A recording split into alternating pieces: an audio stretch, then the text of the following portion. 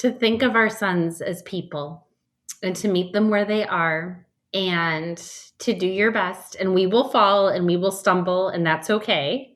But to use a whole child approach, it evolves, and your son will try out different versions of himself.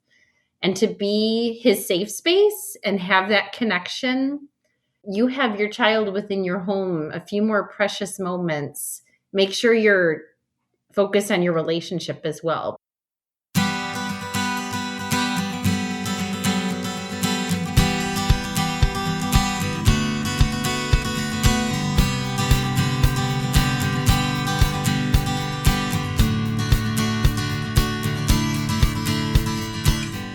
Welcome to Parent Footprint with Dr. Dan. I'm Dr. Dan. This show is about making the world a more loving, accepting, and compassionate place, one parent, one person, and one child at a time. The key to raising healthy and engaged kids is for us parents to seek the same in our own lives while striving to be the best versions of ourselves each day. No matter who you are or where you came from, with increased awareness, you can be purposeful about leaving a healthy footprint for your children, your family, and all those you care about, while living your own life to the fullest. And today's show is completely in line, no surprise, with our mission. And that title of this show is Nurturing Boys to be Better Men with Dr. Shelly Vaziri Flais. Dr. Shelly is a board-certified practicing pediatrician, the mother of 3 sons and 1 daughter, an assistant professor of clinical pediatrics at Northwestern University Feinberg School of Medicine, and Anne and Robert H. Lurie Children's Hospital of Chicago. She is the author of Raising Twins, editor-in-chief of Caring for Your School-Age Child, and co-editor of The Big Book of Symptoms. And, of course, she is the author of her new book, Nurturing Boys to be Better Men, Gender Equality Starts at Home. She's an American Academy of Pediatrics spokesperson and frequent media contributor who lives in the Chicago burbs. Dr. Shelly, welcome to the show. Thank you so much, Dr. Dan, for having me. It's great to be here.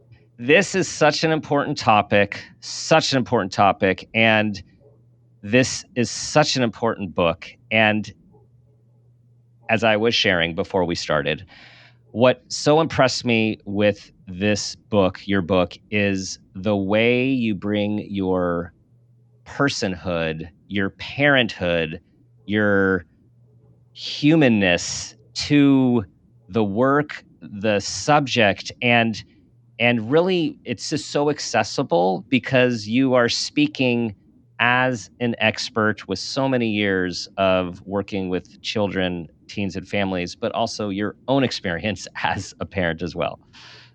Thank you. Well, first and foremost, thank you for reading it because that in and of itself is a win for me. Thank you. And I feel that it's easy to turn on the news and hear about world events and feel that we don't have power to change things. And as a parent, if you're raising a small human, you have more power than you realize. And I think that was one of my main goals in writing this book, to realize that the small daily choices that we make each day, each week, can cause a ripple effect and can kind of shift the tide, so to speak. And I think the wise parents are the ones who listen, because as our kids grow, kids are smart, man. They'll show us the way. And I think if we're open-minded to that, the old school notion of this is how you do it and not being flexible, I think that's a mistake. We all need to have a growth mindset in that regard. Absolutely. And we know that modern parenting takes a lot of thinking, and it can be overwhelming with all of the stuff that's out there, all the different types of parenting approaches. I mean, there's a new term. It seems like we get new terms all the time, and some of them are actually interesting terms. And other times we're like, okay, this is the same term for this other thing that now we have a new little spin on it. There's and so it can be, for it, yeah. right? Yeah, it can be just so overwhelming. And yet it's so important to be mindful or conscious, intentional, whatever word we want to use in our parenting. And it doesn't mean it has to be harder.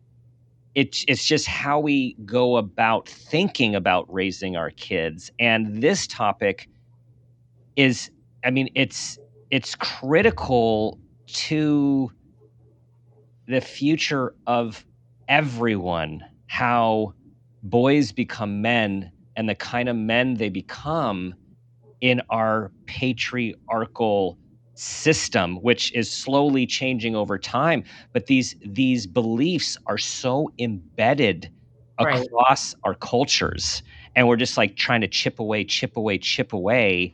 So we have a different outcome when these sweet little boys are big hairy men.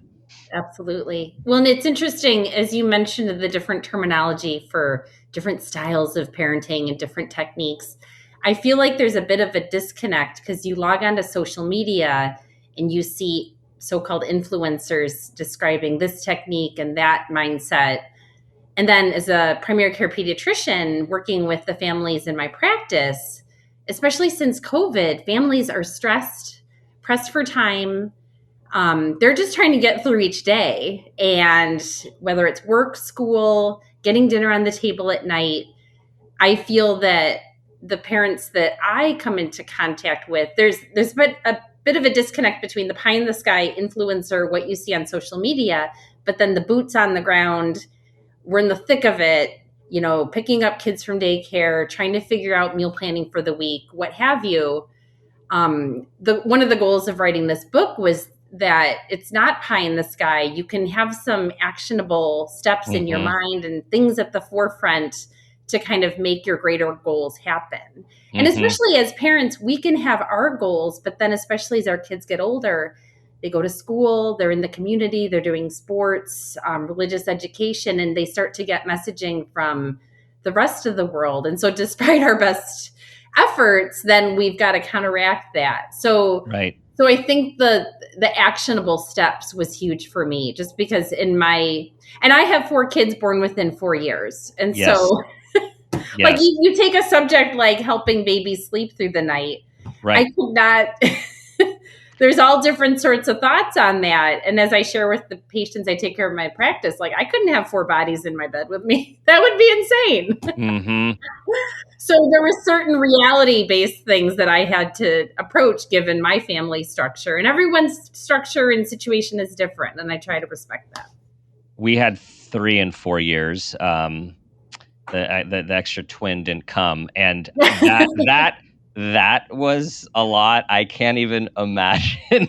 I can't even imagine a 4. Well, people say, "Oh, is it harder to go from 1 to 2 kids or 2 to 3 kids?" I'm like, I don't know. I just know 1 to 3 is hard. 3 to 4 is a piece of cake. That's really. So we have 2 sets of close friends that each have 4, and they both said that 2 to 3 was much harder than 3 to 4. So you similar for you? That's what you, Well, we went. I went from 2 to 4. I used the basketball analogy of we had 2-on-1 defense, and then we went to zone immediately. Right. Totally. Totally. Yeah. Well, you know what? Zone's very effective. It's very effective. Yeah. Depending on which team you're playing. Yes, it does. So you had mentioned the basics, and that is another part that was really refreshing to me in the book, because the recommendations aren't, like you said, pie in the sky. They're down to the basics of family calendars, who's doing chores, what are the expectations. I mean, these bullet points that are in every chapter, they're the daily things that we all have to do anyways. And you're talking about how do we think about these things? And then also, like, so important, how do they look for the kids? Because that's part of the socialization early on for girls and boys, of course, but this book is about boys. Oh, absolutely. This fall, a study came out. They had looked at families in the U.S. and China, and preschoolers had already normalized various household jobs by gender. And so it's a mistake to think that we can have a conversation when our kid is in 5th or 6th grade and realign those values. The kids are always paying attention. They're always watching us. And if they see certain patterns in place, and that's not to mean, I always, and you can tell if you read my book, I love food and cooking. Really, I love eating, but if you want to eat, you got to cook. And that's why it's a life skill. It's not necessarily boys should learn how to cook. It's like everyone should learn how to cook. It's Right. There's no greater life skill than the ability to nourish oneself. And so I always have been the main cook in the house, but because I enjoy it, it was easy to get my kids involved. And explore that area. And so whether your interests or your particular talents, they may fall on gender lines, and that's fine, or they may not. And I think just appreciating that diversity and letting your kids see different takes on the subject than what might be out there. Well, and I think, there's many ways, right? Families function in many ways, and there's behaviors from traditional to non-traditional. And then there is what is talked about. So, for example, I was raised in a very traditional home in the sense my dad did the work out of the house, and my mom did the work in the house for most of our lives, and then went back to work when we got older. And it just felt very normal. And I think as I saw it, they each had their roles and jobs. And I can see in certain situations, again, how what's discussed, what's the expectation, that also affects socialization. I guess what I'm referring to, I'm going to say this is this great article that you put into the book called I Don't Help My Wife. Oh. It was just so powerful. So everyone, this is an article from a man that was taking on this idea that this other man was saying, oh, I don't help my wife do the dishes, or I help my wife do the home. And he's like, wait a second. What do you mean? I don't help my wife. I live here. I am a co-parent. This isn't like her job that I'm helping. It's our life. And so those kind of conversations with kids, it seems like are so important. Or even taking a step back, how men internalize this whole idea of whose job it is to do what, and how they behave and how they talk about it in front of the kids seems critical.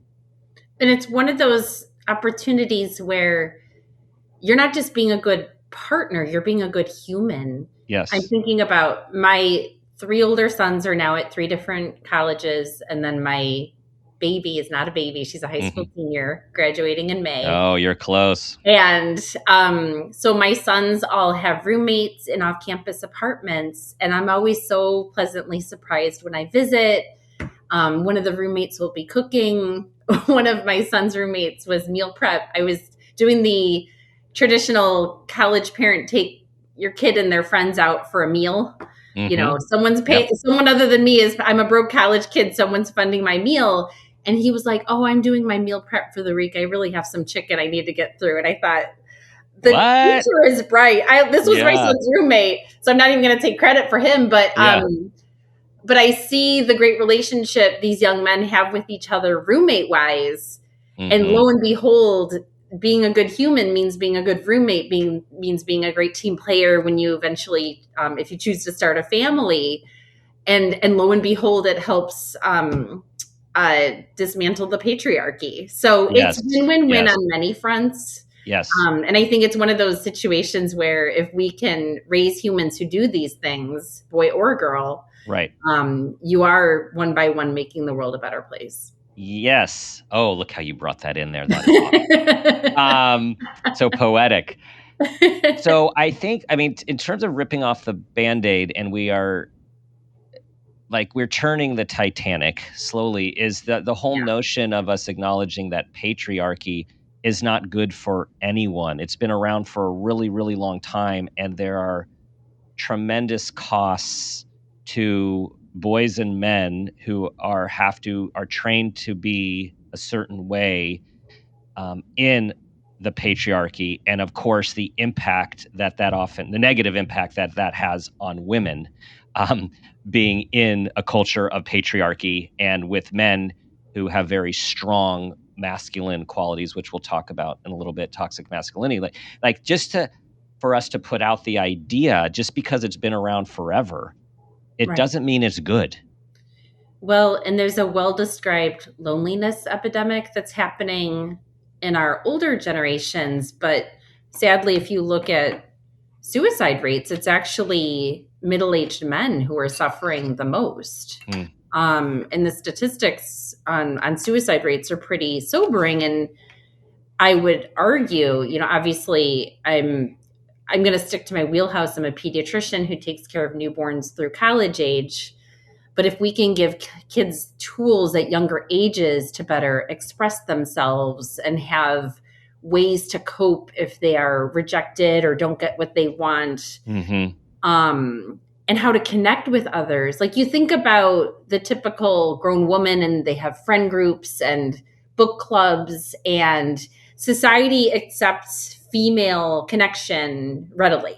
Mm-hmm. But then when it comes to men, what are the options? And Right. I would love a world in which my sons have a strong male friend group, have the ability to, if they have a bad day at work, to not just emote to their female relatives or female partner, but to share those tough experiences with male friends. Right. And have those connections that really make us bulletproof for mental health purposes. So I would argue and it's interesting because in this book writing process, I think if you look at the title, you think I'm all about smashing the patriarchy. It's really, and you read it, so you can attest to this, I'm very pro male.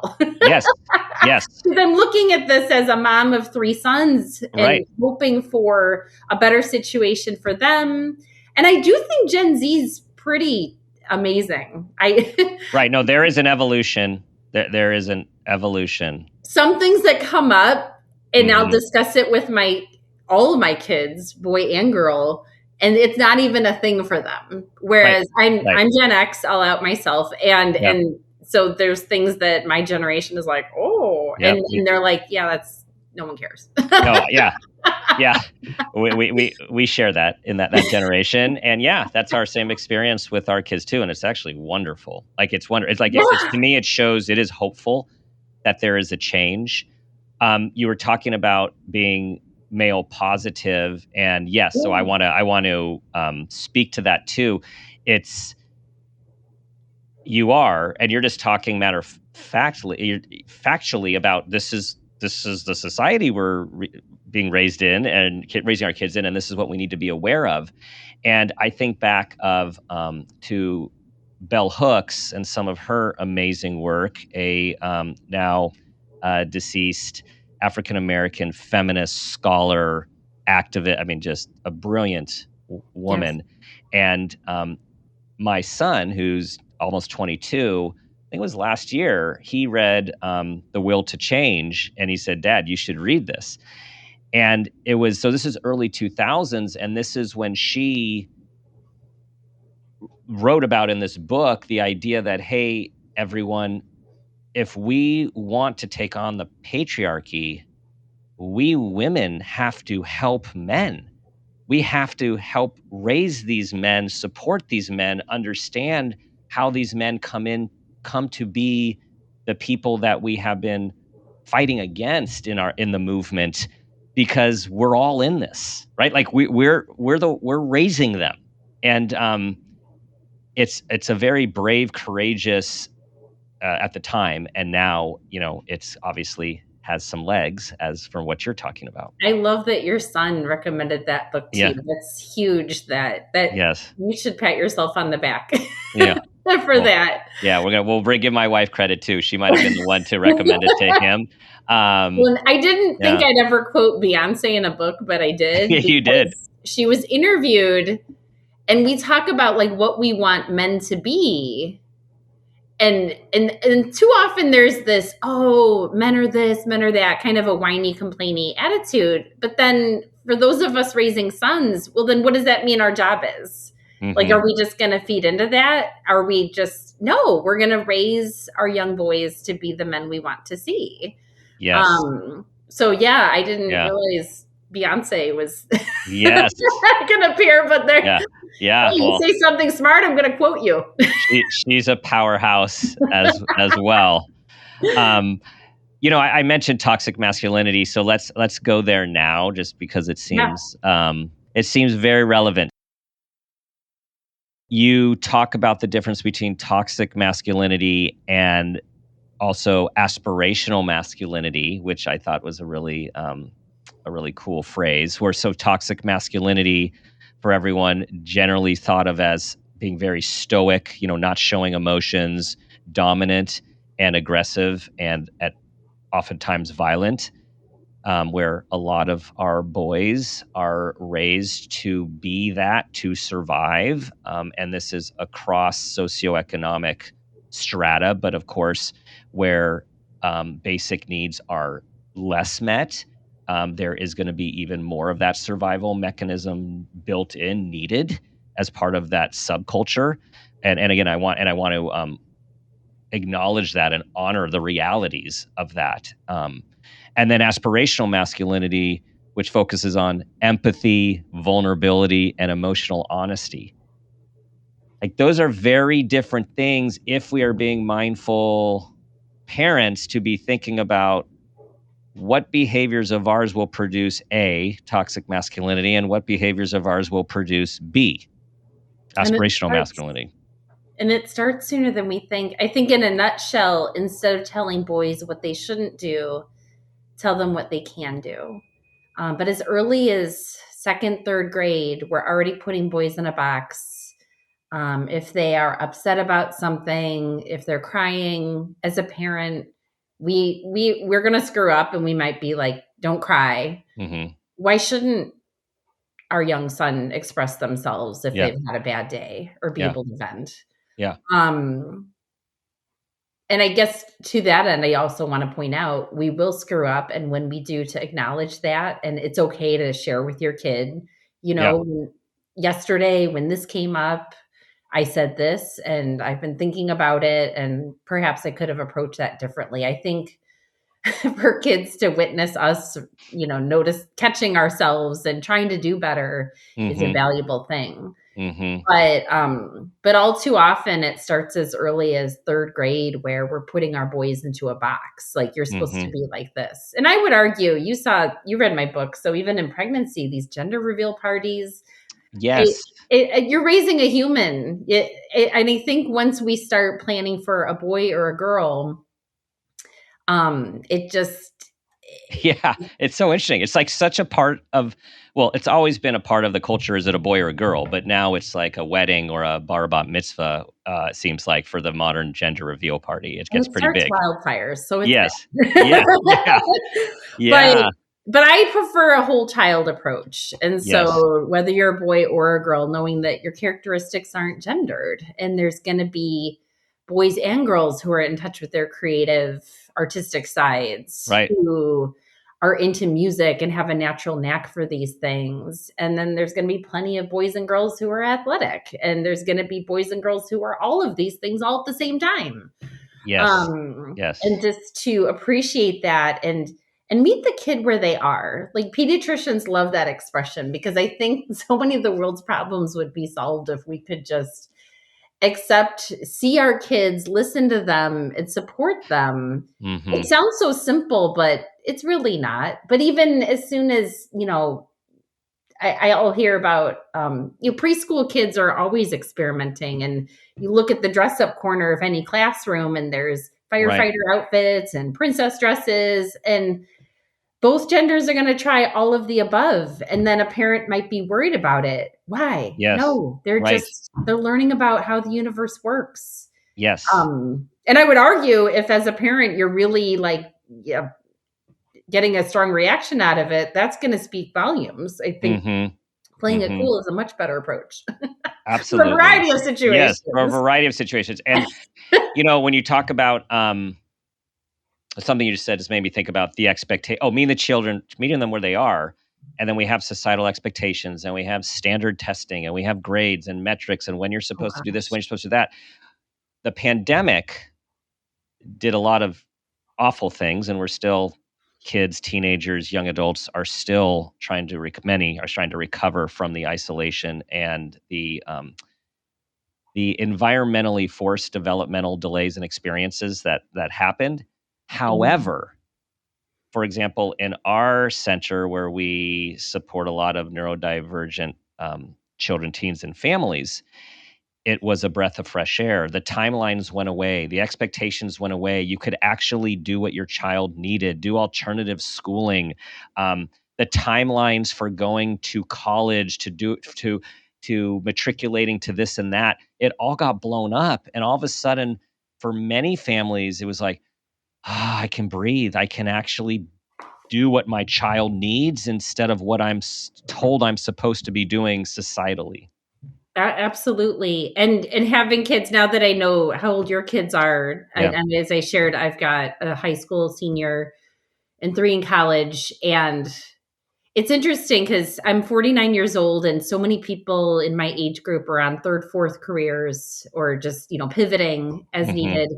And then you look at the classic second half of high school, a lot of the schools that my daughter applied to for engineering, they ask you to choose your discipline: civil engineering, electrical engineering. These kids are 17 years old. How do they know? Maybe they should get in the actually start learning the discipline. Right. And I think it sends this dangerous message to society, like, okay, you're this age, you need to know this. I remember my daughter, I hope she doesn't tune in. She would yell at me if she knew I was talking about her like this. But there was one of the schools had an essay, why do you want to be a civil engineer? And she's like, what on earth am I supposed to say? Right. And I don't know. I feel like getting those questions makes families feel like, oh, we're supposed to know this. Right. No, we're not. It's ludicrous.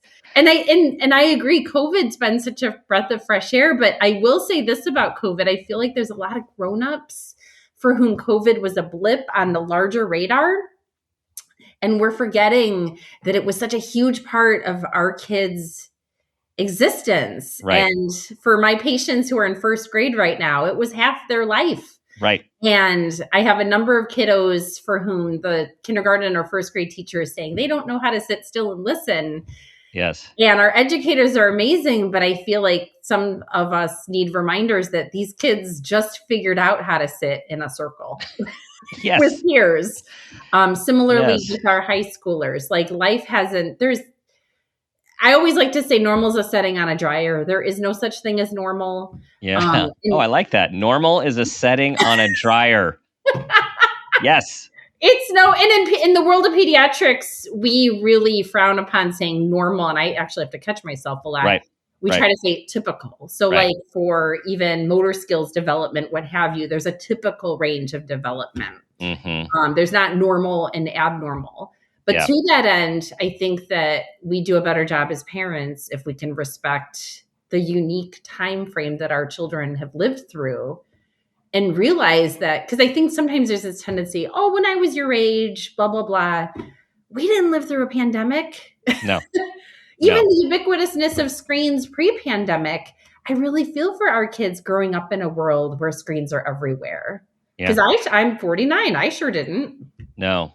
So in the social dynamics and even starting in junior high. And then I remember when my kids' classmates were all getting smartphones and they were the last kids their age on earth to get a smartphone. Yes, I was that parent. And then everyone's getting Instagram accounts, for example, and, all those struggles. But to that end, I'll just throw in a little, tech plug here. It's easier to open a door slowly. Like once you just fling it open, to then like rein it in is so hard. So my best advice to parents in terms of screens and social media is to just baby steps, because you can monitor, see how it's going. Yes. It has very real mental health consequences for kids who are spending too much time online or looking at everyone posting the top 1% of their lives while they're sitting on their couch in pajamas. Yes, and you do, of course, hit on screens because this is part of parenting these days. And this is a good time for us to reference the ginormous, impactful studies that have came out in 2023, validating what many of us who work in the mental health and medical field knew, which is the longer kids are kept off of technology and particularly social media, the better outcomes on mental health, not only in the immediate future, but in the even longer term future, which is it's so powerful. And when I discuss it with patients in my office, I frame it as giving a gift to yourself, because the ability, because when it gets really bad, usually my advice is we got to cold turkey for stretches at a time and go without, because I think for kids of, if they're even 12 or 13 years old, to give themselves the gift of that peace and calm and not getting dinged with notifications, you're giving yourself a gift, and to kind of recognize the difference, that the way that life can be different, whether you're off a screen or on a screen. And ultimately, time spent on a screen is time you're not doing other things, such as talking to a friend in real life, or going on a walk in nature, or, breathing, or getting sleep. Sleep is a huge thing.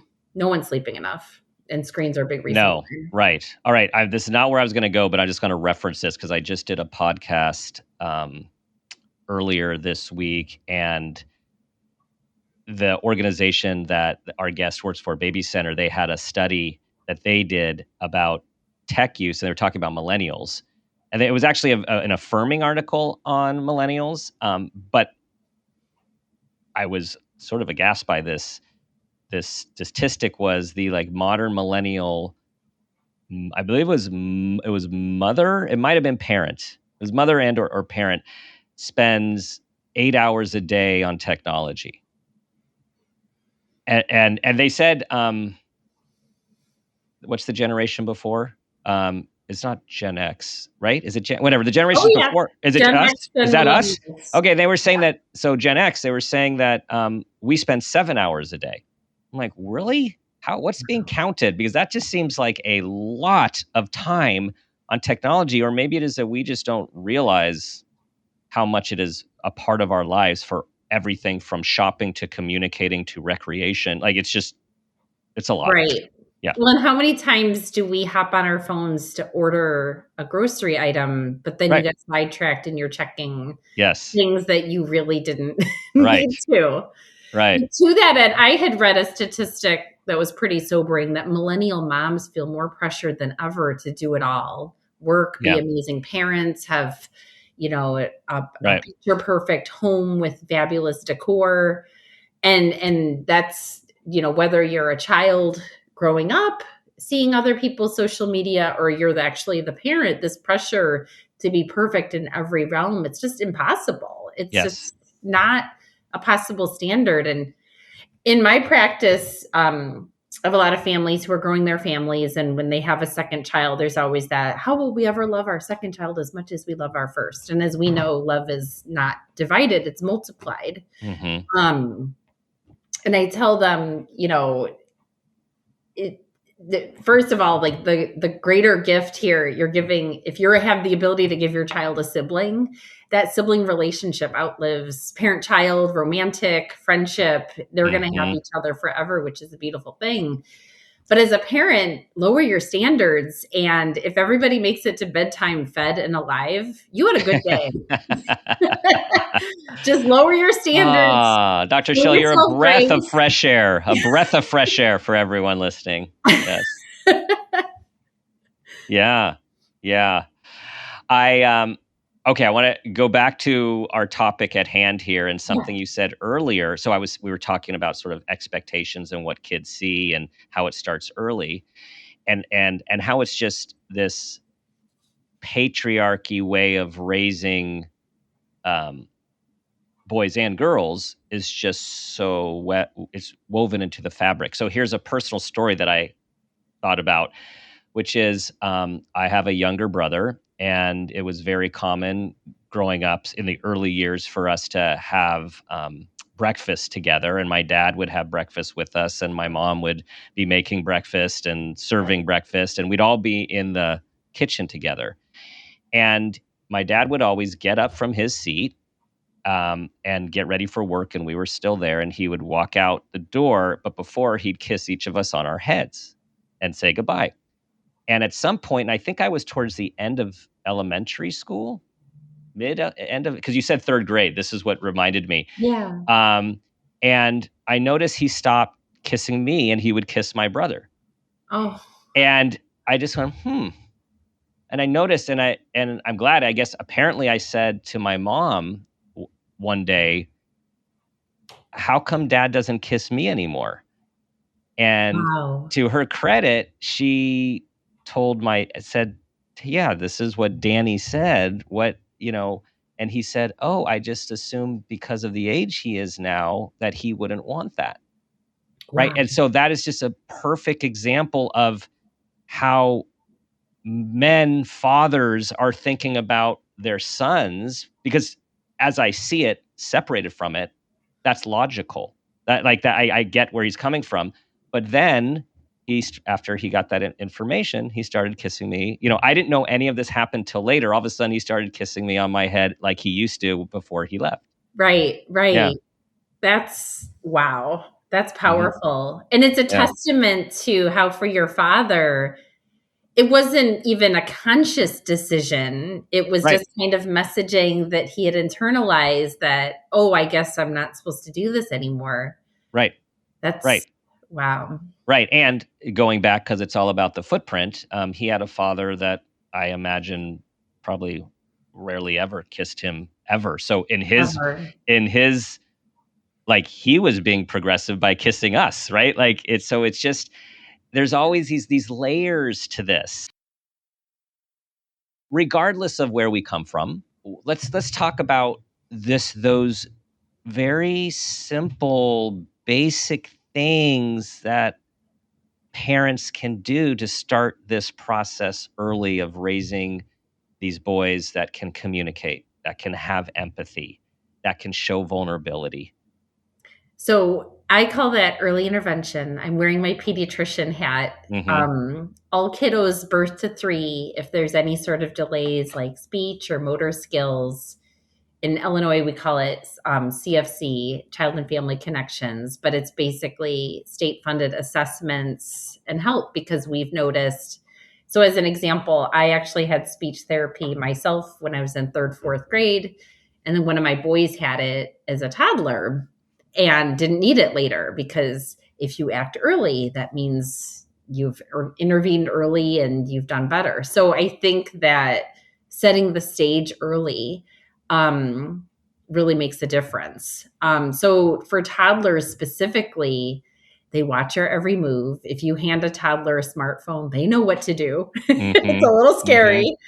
Mm-hmm. They love to imitate the grown-ups around them. So even simple household tasks, dusting, using a Swiffer, helping put the wet clothes into the dryer.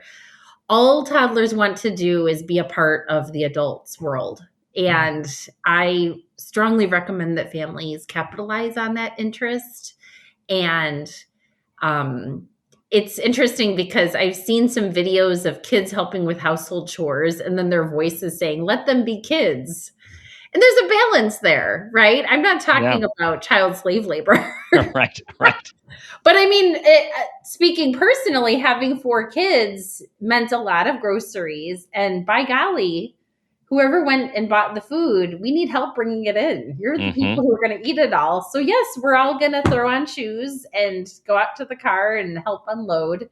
It's part of that teamwork. It's not somebody's job necessarily. Dan, you had said something earlier in our conversation that made me realize you were talking about your parents and the structure growing up. Something I like to say with the families I take care of in my practice is there's labor and there's unpaid labor, work and unpaid work. So when I'm talking to a sleep deprived couple who has a 1-month-old who's not sleeping through the night, they'll talk about how they handle their nighttime awakenings.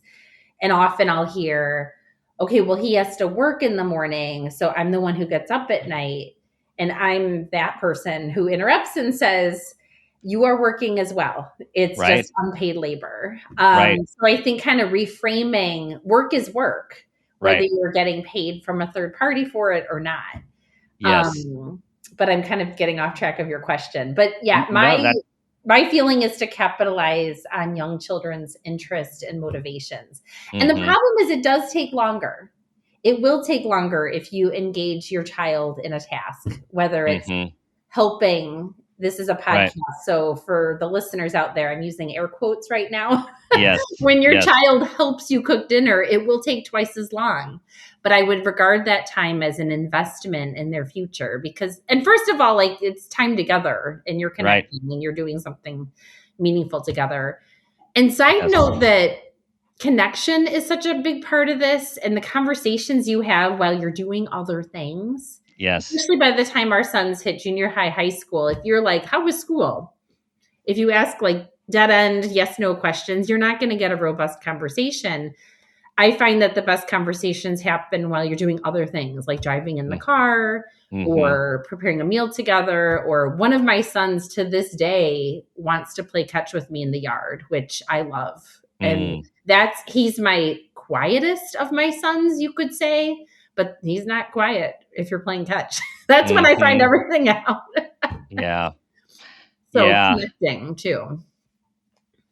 We think about sleep deprivation. Our kids were not sleepers for years. So my wife and I, we were sleep deprived for years. And in those early years with all three of them, I found myself, I mean, this is one of the perks for everyone. I found myself, I was a newly licensed psychologist and I was ending up directing a counseling center and having a lot of new experiences of management and Medi-Cal contracts and all of this stuff.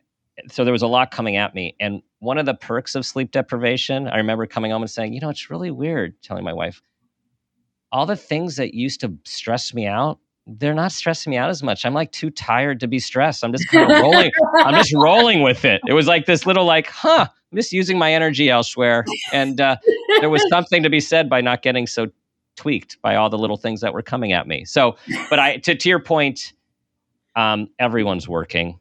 Everyone's working. And I think that's one of the awesome things about parenthood. It puts things into context. Yeah. And I will argue till my dying breath that parents are the best multitaskers, know how to problem solve, logistics, you name it, because it's what we do. You're just, parenthood is a moving target. As soon as you figured out your kid's current stage, everything changes and you're like, oh, we're doing this now. And so you totally take those skills to the workplace and it, for you, generated calm.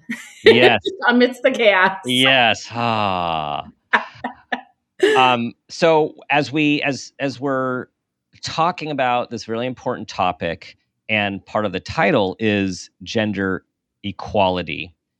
And I realized we didn't even say what that was. So let's just talk, right? Because this is the baseline. This is the foundational aspiration of gender equality. So if we can be thinking about that as one of our shining stars, we can put things into little, we can be purposeful. So how would you define gender equality? Right. Well, and do we want gender equality or gender equity? And so that's something that I tackle in the book right away because equality is treating everyone the same now today. However, equity takes circumstance into account. And so there's that classic picture of a tall fence and people are trying to see over the fence and these people are of different heights. And so equity would mean giving the shorter person a box so they can actually see over the fence, recognizing that not everyone is coming to this situation from an equal set of circumstances. And so I wish it were called Gender Equity Begins at Home. But one thing I learned about the publishing process is when it's a whole process choosing a title for a book. And it was felt that more people understood equality versus equity, which made me a little bit sad because I like to challenge people and educate. But I think that that's where it comes in mind. And to that end, my goal initially was to write a book about raising kids for gender equity because I think it goes both ways. And I was encouraged to focus, and having three sons, that was very, a clear choice for me. But the other thing is I feel as a female growing up in the 80s, we were told, oh, you can do everything you want. And the messaging for gender equity issues was always girl focused. You can have it all, but you also have to do it all sort of messaging. And I think that the time has come. Part of the picture is that we have male allies, and it's a whole online movement, hashtag he for she. But I sure hope that when my sons are in small groups in their college classes or in the workplace, and a female says an idea in a meeting and no one says anything, and then a male says the exact same thing and the boss applauds it, that someone Right. says, I believe that's what she just said. Right. Just Right. those little steps make a big difference. And awareness that that's even a Right. thing. Right. I don't know if you caught the Lessons in Chemistry series on Apple TV based on the excellent novel, but early on, one of the male scientists is like, "Oh, women can't do research? What?" This was in the 1950s. And it's one of those, like, if you're not living it, you don't, it was the most obvious thing in the world, but he was like a male in science in the 50s. So it didn't occur to him that women couldn't lead up research projects. Of course they couldn't. Right. Right. Perspective is everything. So equality versus equity, it's an important distinction. And so why the bend towards equality then? Like what is equality if you've described equity? I would, and see, this is where it gets tricky, because as parents, we control, well, we don't have control. Control is an illusion. It's a perception. As I was about to say that sentence, I'm like, no, control over anything. It makes us feel better to think that way. So, yeah. Control's an illusion, everybody. Yeah. That's my next book. Yes. No, we can have more power over how we choose to raise our families and the choices we make as a household. But then in terms of societal structures, such as parental leave, which is something I talk a lot about in the earlier chapters because the book goes chronologically. And America is woefully behind the rest of the world in terms of time off after a new child is born or adopted. And I would argue that that's the Velcro stage, and patterns that begin in that early stage stick over time. And so when you ask me what would I like to see equal, parental leave, and even in America, sadly, there's many companies that offer paternity leave, but then it's, as a culture, frowned upon to actually utilize that or take advantage of it, or it's seen as not being a hard worker. Right. To take advantage of those benefits. I'm in the Chicago area. One of my brothers had his children while he was still in California. I was so amazed at his paternity leave, and it was, California's way ahead of the rest of us. And so simple steps like that sort of equality, I would argue, then leads to greater equity for our kids. Absolutely. And I am in California, and when we were when we had our kids, that was not in place at the time, and that would have been amazing. I can't remember how long it's been in place, but it's very normative now in many companies, organizations, hospitals, of course, and the big tech field that we have here in Northern California, seems to have a robust benefits packages, and it's nuts. I know people that they're like, yeah, I'm off for 5 months. My child's born, I'm off for 5 months. Like, it's amazing. And again, it's amazing, but yet typical in other countries like Germany and Finland and all of these other countries have been doing this for a long time.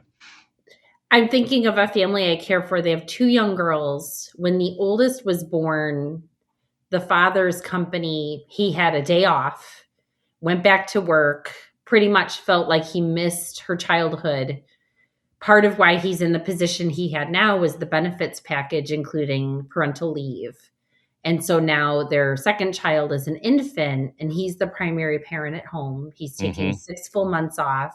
He is the parent who brings this child to all of her health maintenance well checks at the pediatrician's office.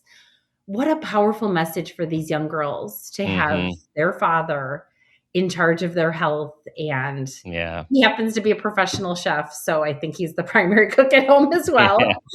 And just, it's great messaging. And if kids see it, they can do it, and it normalizes it, and the world is better for it. I'm thinking about how we show what we consider strength when you're thinking about this father, I'm thinking like, wow, what a, what a, it's a powerful story. And I thought, what like a strong man. And I'm like, oh, that's a patriarchal um, thought. But I'm thinking about then strength as not how we typically think of strength when we're raising our boys to be strong boys, to be strong men, right? Like, should we be thinking about strength differently? Exactly. Exactly. And selfishly, if my sons choose to become parents, I want them to be as full of parents as they can be, not just babysitters or helping out. Mm-hmm. Because being a parent is awesome. Why shouldn't they experience the full range of it, Mm-hmm. including the sleep deprivation? It's all part of it. I think the classic book, The Red Badge of Courage, man, there is some courage that, some stuff that happens through the parenting process that we can't even imagine how we are going to come out on the other side. Right. And I think evolution does that on purpose, right? It's just, man, my wife and I always talk about, like, we have learned our kids are our greatest teachers, like our greatest teachers over the life course. I It's completely agree. yeah. So what is, Dr. Shelly, what is one hope, wish, take home that you want parents to have, either by listening to this or, of course, the many, many that will read your book? To think of our sons as people and to meet them where they are and to do your best. And we will fall and we will stumble, and that's okay. But to use a whole child approach, whether your son is still an infant, a toddler, fifth grade, junior high, high school, it evolves, and your son will try out different versions of himself. And to be his safe space and have that connection. And since I'm on this topic, even in high school, I think the tendency is, have you done your homework? Have you done your chores? This isn't an exchange. This is, you have your child within your home, a few more precious moments. Make sure you're focused on your relationship as well, because classes will be passed, situations will change, but then ultimately it's your Yes. relationship with each other that will matter in the long run. Oh, so important. So important. Before we had kids, we went to a talk by a local therapist. And the thing that she said, which stuck with us, and I have shared with clients over the years, and you just said it as well, is when your kids leave your house, this was at a middle school, high school, so this was very relevant, this talk. The only thing that leaves with them is your relationship. The homework battles, the curfew battles, like none of that matters. It's just going to be the relationship and whether they want to stay connected to you or not based on the experience they've had with you. Amen. Yeah. Exactly. Yeah.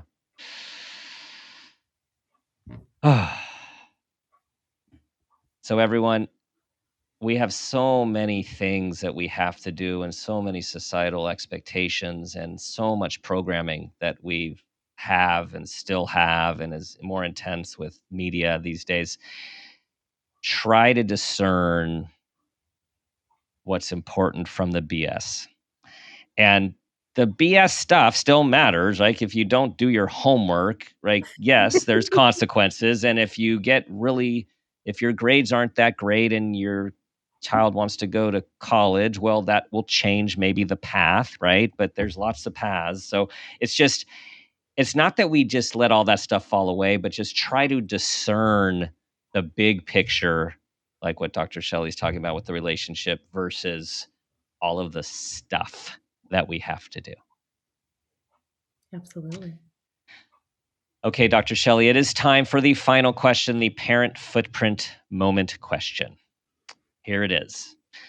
Tell us about a time that you became aware of yourself as an individual, as a parent, or even an awareness of your own parents, and that new awareness had a positive impact on yourself, your kids, and or those you love. My answer is a two-parter. Is that okay? Of course. Of course. I'm a physician by training. I've been pretty type A OCD organized my whole life. And I've led the first 25 years of my life where I'm going to this, I'm going to this, I'm going to this. And so, luckily for me, we were blessed with fertility and had 4 kids within 4 years, including twins. The twins was a surprise. I always wanted 4 kids, but having 2 kids at once when my oldest was only 18 months at the time Oh, God. was pretty much the universe laughing at me Mhm. and saying, "Oh, you want 4 kids? Here you go. You're going to get there a lot quicker than you thought." And they were healthy, and what a blessing. And it really was a big wake-up call as a parent that you can organize, you can plan all you like, but then life will happen. And so my answer is a 2-parter, because then when my youngest was in 8th grade, right at the beginning of the school year, a neck mass popped out of nowhere, and she was diagnosed with Hodgkin lymphoma and had to go through 12 weeks of chemotherapy. Thank goodness she's 4.5 years cancer free. She's doing great. She's healthy. She's an athlete. She got into her top choice college. She's amazing. But that experience was, the universe. Our kids aren't supposed to get sick. And this is one of those things that, quote unquote, isn't supposed to happen. Right. Yet it was happening. And what was crazy is, in the process of determining her diagnosis, our strategy, our plan, her protocols, how we were going to get through the recommended treatment course, I found myself hearkening upon skills when my twins were born, which I thought was really interesting, because it was like life was chaotic. You've been handed this situation you never saw coming.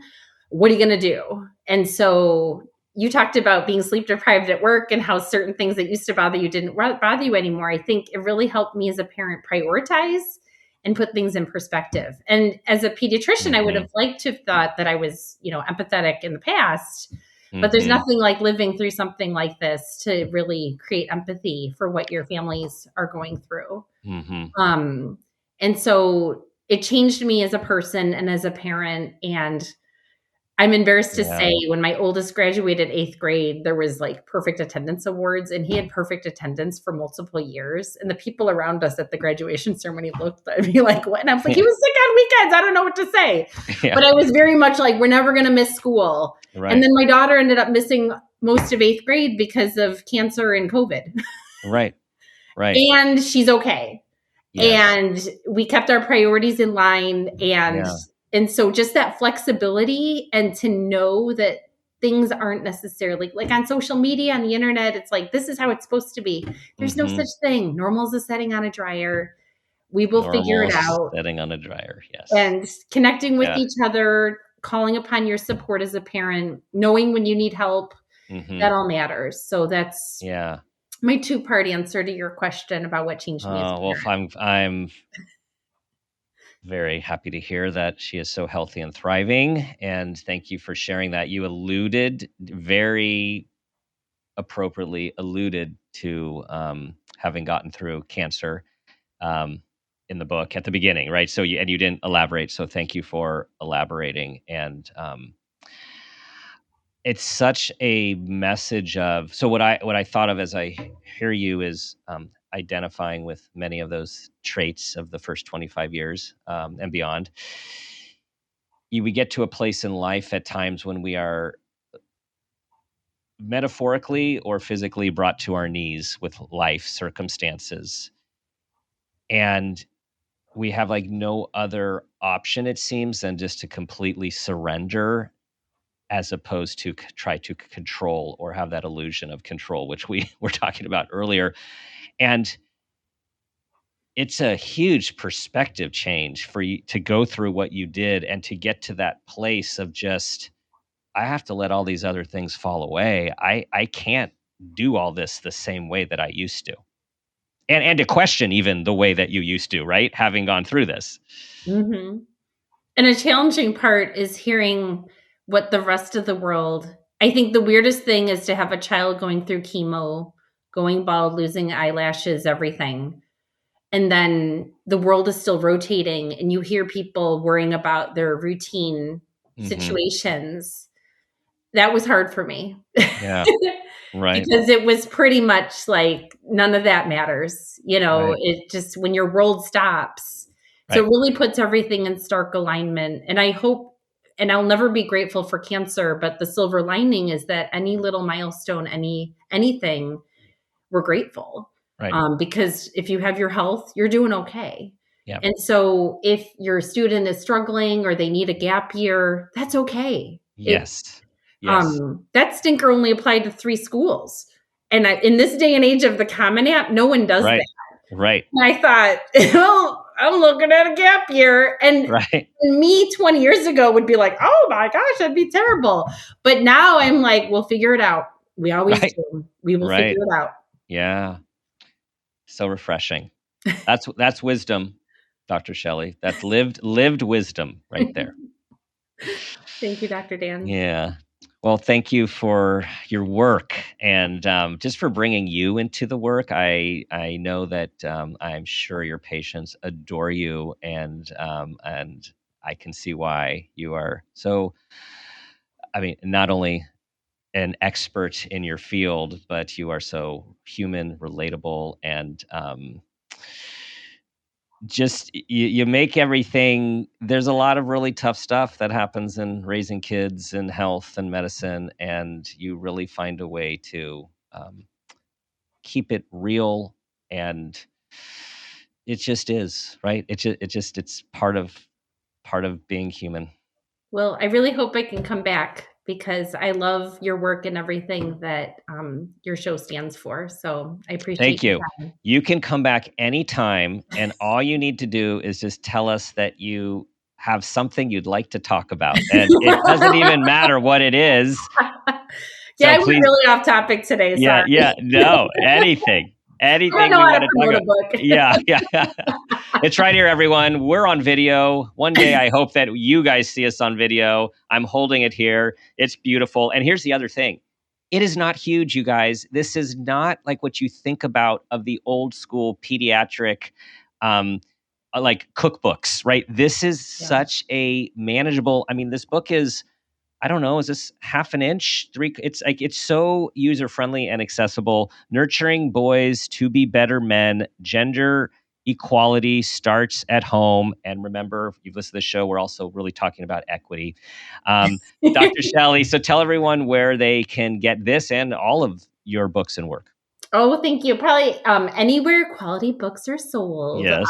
But Amazon, your local independent bookstore, the American Academy of Pediatrics has an online bookstore as well. And it was fun to see it at our local library.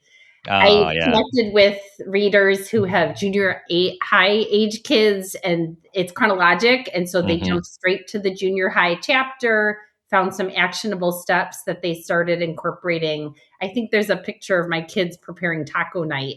And she literally sent me a picture of her junior high son and daughter preparing taco night ingredients. So if you can change 1 or 2 things in your home, you're doing great.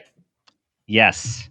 Baby steps, people. It's all about being intentional and just doing what you can. Thank you all for listening. Share this episode, please, with everyone you know who has any sort of contact with a male or female. So that's basically everybody, right? Whether you're a mother, a father, an aunt, a grandparent, a teacher, this is literally for everyone. This is how we continue to evolve and make our world a more loving, compassionate place. Thank you for your 5-star reviews. Thank you for being a part of our community, our wonderful community. You know what I'm going to ask you to do. 2 things. Try to be the person you want your child to become, and ask yourself that guiding question: what footprint do you want to leave?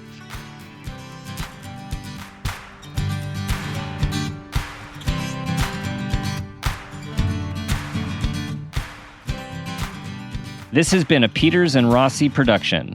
Parent Footprint with Dr. Dan is produced by Laura Rossi. Our engineer is Phil Rossi. Theme music is Strummer Man, composed and performed by Pro Tunes. Artwork is by Garrett Ross. Follow us on Instagram and Facebook at Parent Footprint Podcast and on Twitter at Dr. Dan Peters. For more information, go to exactlyrightmedia.com.